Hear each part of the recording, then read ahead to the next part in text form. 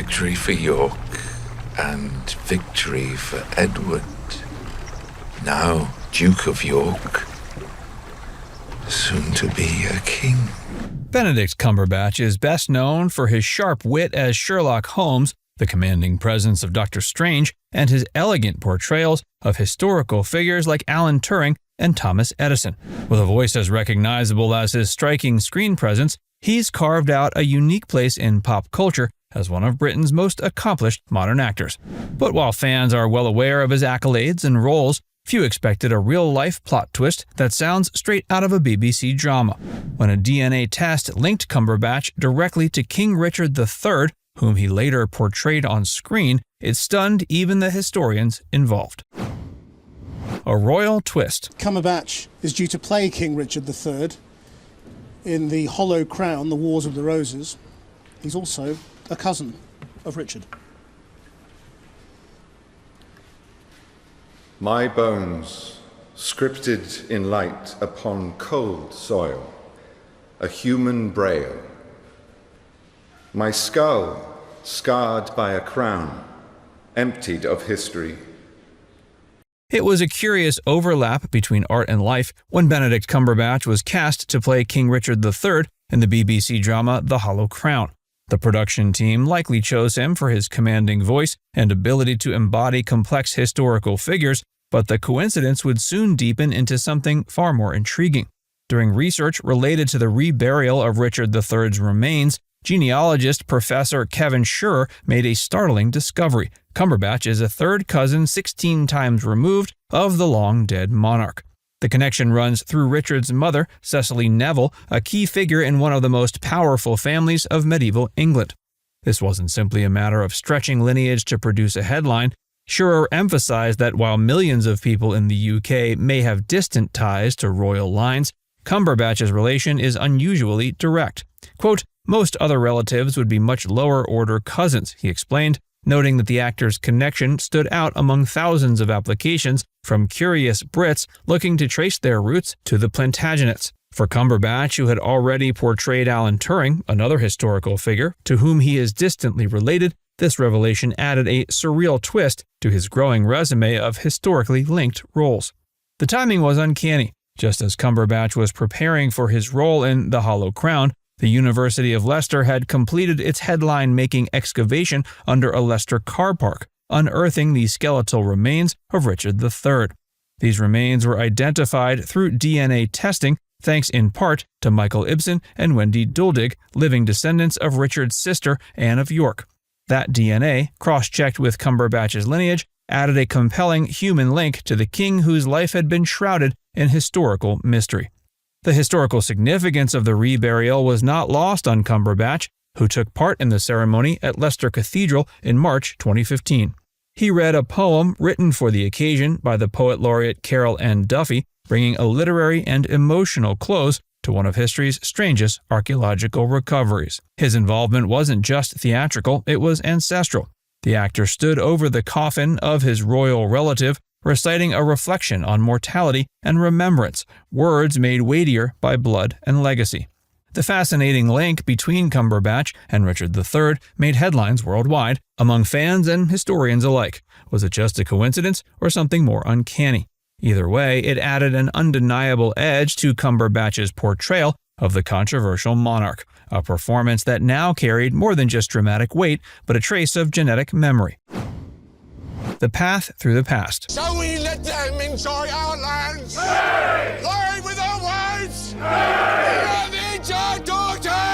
The link between Cumberbatch and Richard III may seem outlandish at first glance, but its foundation is rooted in the painstaking work of genealogists who traced centuries of lineage.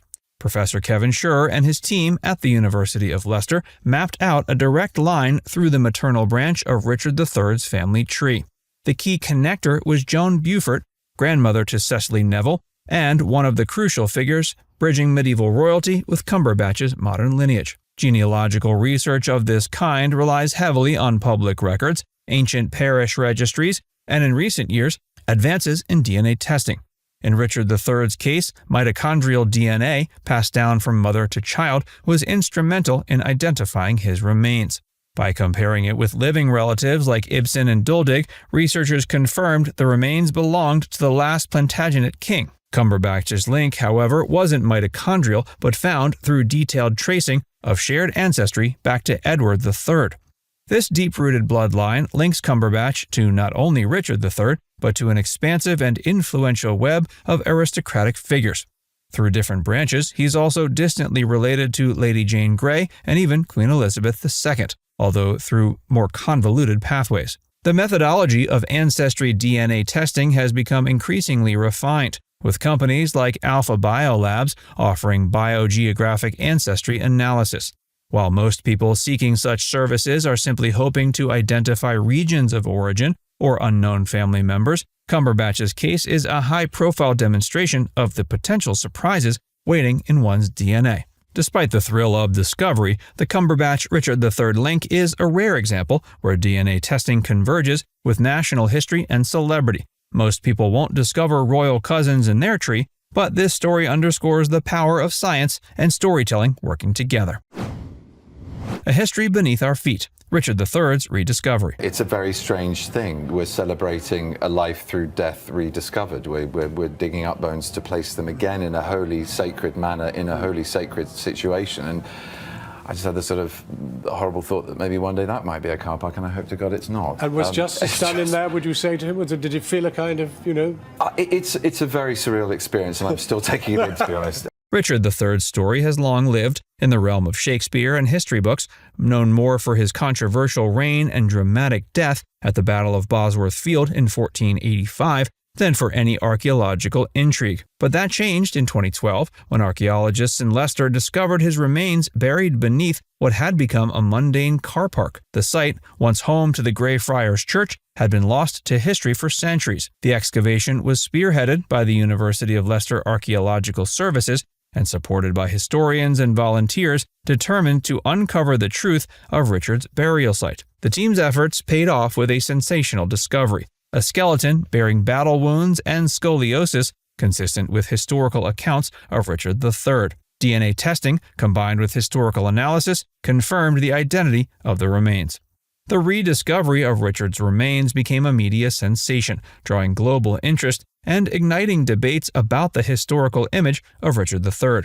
Long depicted as a villainous figure, largely due to Shakespeare's portrayal, the real Richard began to emerge with more nuance. His reburial ceremony in 2015, attended by dignitaries and presided over by Archbishop Justin Welby, sought to restore a measure of dignity to the long-maligned monarch. Cumberbatch's involvement in the reburial event was more than just ceremonial. His recitation of Carol Ann Duffy's specially commissioned poem, Richard, added a theatrical yet reverent tone to the proceedings. The poem's haunting line, "Grant me the carving of my name," was inscribed in the tomb itself, linking art and history in a way that few memorials manage to achieve. From Codebreakers to Kings, Benedict Cumberbatch's portrayal of Richard III wasn't the first time his family tree seemed to align with his acting career. In 2014, he portrayed Alan Turing in The Imitation Game, earning critical acclaim and an Academy Award nomination. Genealogists soon discovered that Cumberbatch and Turing shared a distant bloodline, once again blurring the lines between role and reality. While the connection wasn't as direct as it was with Richard III, it added another layer of intrigue to Cumberbatch's reputation as an actor seemingly destined to play historically significant figures. Royal blood and family shadows. I can only hope to be half as good as they were to me, to my children, and I have their example to follow, so I'll be doing something right if I am. While the Richard III connection has dominated headlines, Benedict Cumberbatch's ancestry holds more than royal ties. His family tree includes a complex legacy that extends to colonialism and slavery. His seventh great-grandfather, Abraham Cumberbatch, owned plantations in Barbados that relied on enslaved labor. Later generations, including Abraham Perry Cumberbatch, received financial compensation for slaves after abolition. His broader family history includes diplomats, military officers, and public servants. Now it's time to hear from you. What do you think about Benedict Cumberbatch's royal connection? Let us know your thoughts in the comments section below.